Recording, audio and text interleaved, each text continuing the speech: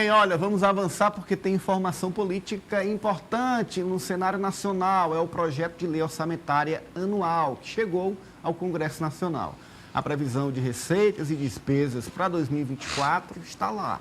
A proposta também fixa o novo valor do salário mínimo em R$ 1.421 a partir de 1º de janeiro do próximo ano. Quem traz em detalhes é ela, Maiara Dias. Confira. O projeto da Lei Orçamentária Anual chegou ao Congresso Nacional com a previsão de receitas e despesas para 2024. A proposta fixa o novo salário mínimo em R$ 1.421 a partir de 1º de janeiro do próximo ano. O primeiro passo é analisarem a proposta na Comissão Mista de Orçamento. Em seguida, o texto segue para votação em plenário. Após aprovação, os gastos do governo no ano que vem devem seguir as regras do projeto. O governo reservou grande parte do orçamento para as áreas de saúde, habitação e educação. O cálculo de arrecadação para cumprir o planejamento de 2024 é de R$ 168 bilhões. Entre os pontos da proposta estão: aumento do salário mínimo de R$ 1.320 para R$ 1.421, reserva de 526 milhões para concursos públicos, meta de déficit fiscal zero. Ou seja, o governo só deve ter gastos até o limite do que arrecadou, sem entrar no vermelho. O mais importante é que o salário mínimo no ano que vem terá um reajuste real de 2,35%, nominal de 7,33%. Nós teremos um salário mínimo de R$ 1.420, um valor R$ 115 superior deste ano. Será o segundo ano consecutivo que o governo do presidente Lula dá ganho real ao salário mínimo. De acordo com o ministro da Fazenda, Fernando Haddad, o governo procurou seguir aquilo que a área econômica da Receita Federal recomendasse que constasse no orçamento. Nós procuramos ser muito fiéis àquilo que a área econômica da Receita Federal e do Tesouro Nacional recomendaram que constasse do orçamento. Nós adicionamos à regra de gasto aquilo que nos parecia virtuoso da Lei de Responsabilidade Fiscal, que se perdeu nos últimos anos, que é justamente o cuidado com a Receita.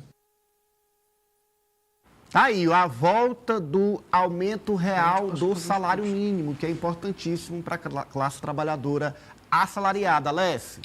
Olha, Ananias, é um dos pontos que era mais colocados durante a eleição do ano passado. A campanha, na verdade, uma das promessas que o presidente Lula colocava era justamente o salário mínimo reajustado de acordo com a inflação.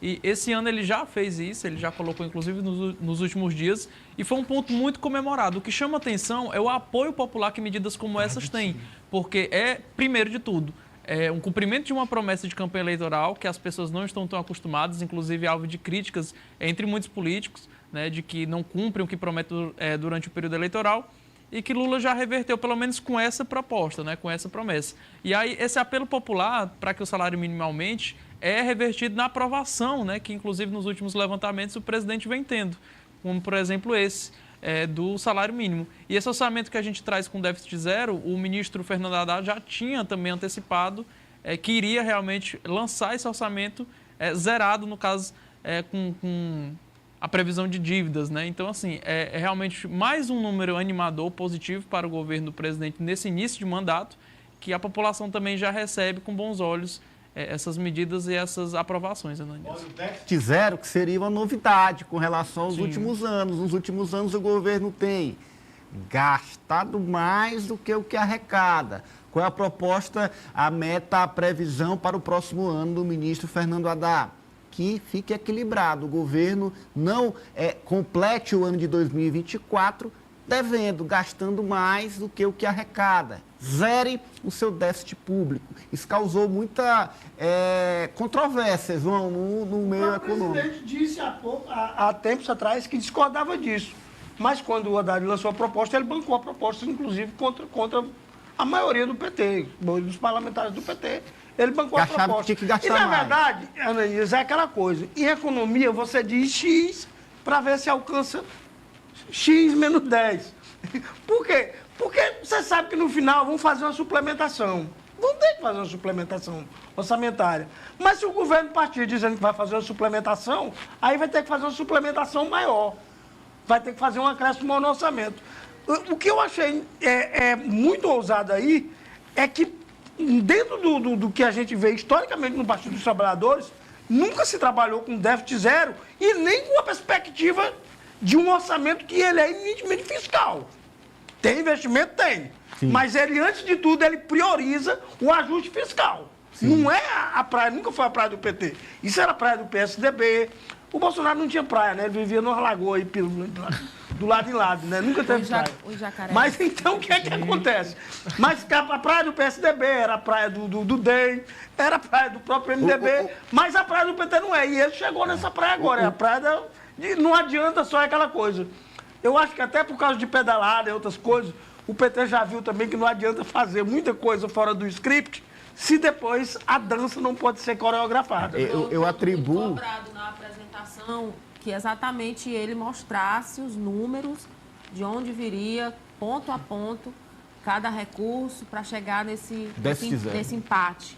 E ele conseguiu, né? Falou aí do CAF, do dinheiro que vem do CAF, do abate das dívidas aí, do encontro de conta dos estados, falou dos investimentos e, na soma, conseguiu provar realmente de onde vem cada valor. Exatamente por esse ponto que o João falou, existe realmente um trauma com a história da economia criativa que foi feita pela presidente Lula. E que detalhe, todos os presidentes anteriores também fizeram.